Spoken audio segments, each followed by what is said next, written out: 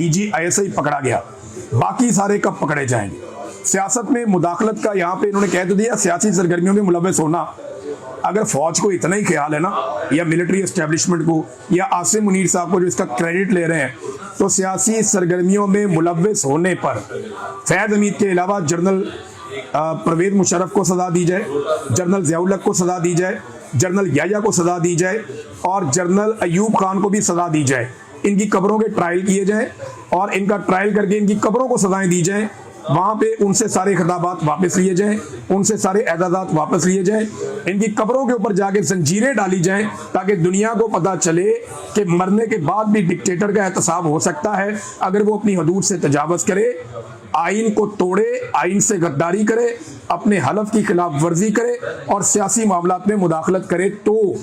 लेकिन ये मुझे जो बज़ाहिर मामला लगता है ना, वो ये लगता है कि एक दो जर्नलों की लड़ाई का मामला है। जनरल फैज हमीद बेनिफिशरी थे और जनरल आसिम मुनीर जो है वो विक्टिम थे।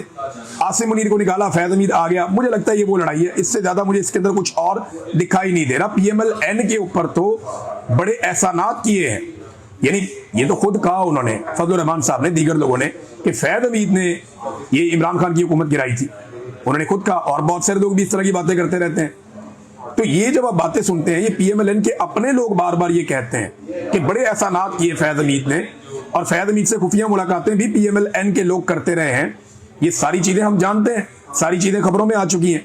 तो फैज हमीद को फिक्स करना काफी नहीं है।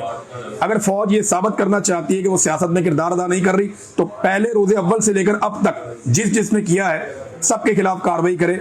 अदरवाइज इसको एक इंतकामी कार्रवाई समझा जाएगा, और क्या समझा जाएगा। हालांकि किरदार तो बहुत ही घटिया था फैज हमीद का। देखिए एक और चीज मैं आपको बताता हूँ, ये जितने नमूने आपको टीवी पे उछलते कूदते नजर आ रहे हैं ना, फैसल वाडा ने बीपर दे के तबाही फेर दी, बड़े बीपर दिए। ये जितने आपको नमूने टीवी चैनल पर उछलते कूदते गालम गलोच करते नजर आ रहे हैं कि ये कर देंगे फैज को, वो कर देंगे, इनमें से एक नर का बच्चा नहीं गया गवाही देने के लिए। मिलिट्री कोर्ट में कोई एक तो चला जाता ना।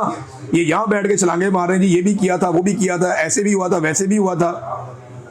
इस प्रेस रिलीज के अंदर रहते हुए इसको सहारा बनाकर ये सारे लोग खेल रहे हैं, लेकिन इनमें से एक भी ऐसा नहीं है जिसके पास कोई सबूत होते और वो अदालत में जाकर मिलिट्री कोर्ट में ये कहता कि जनाबे अली ये फैज हमीद ने किया और इसके ऊपर फैज हमीद को ये सजा दी जाए। तो ऐसी तो कोई बात हुई नहीं।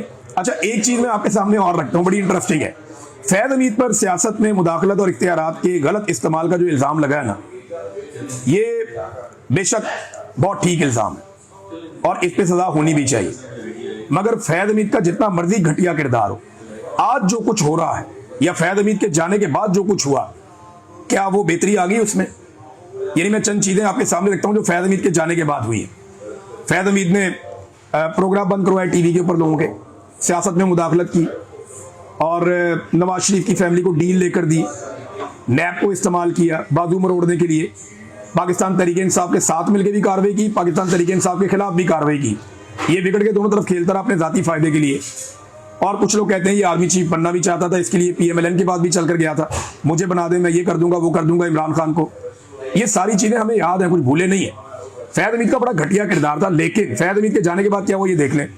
ये जो जबरी गुमशुदगियां हुई, वकीलों को, सियासतदानों को, सहाफियों को, खवातीन को, शायरों को, इंसानी हकूक के लिए आवाज उठाने वालों को जो अगवा किया गया, ये तो फैज हमीद के जाने के बाद भी हुआ, बड़े पैमाने पर हुआ। ये पूरा इलेक्शन 8 फरवरी 2024 का जो चोरी हुआ, ये तो फैज हमीद के जाने के बाद चोरी हुआ। फिर अरकान असम्बली और उनके घरों की खवातीन के अगवा और जो तशद्दुद के वाकयात हैं, ये जो आईनी तरमीम के मौके पे गंद मारा है। फैज हमीद बहुत घटिया आदमी था, लेकिन उसके बाद ये क्या किया, किसने किया? फैज हमीद तो चला गया था। फिर जजों और सियासतदानों के कमरों में जो कैमरे निकले हैं, वो कैसे निकले हैं? हाई कोर्ट के जजों ने लिख कर दिया बाकायदा कि एजेंसियां हमारे काम के अंदर मुदाखलत कर रही हैं, हम पर दबाव डाल रही हैं। और 2-2 घंटे की सियासत से भरपूर प्रेस कॉन्फ्रेंसें जो हुई हैं, ये तो फैज हमीद के जाने के बाद हुई हैं।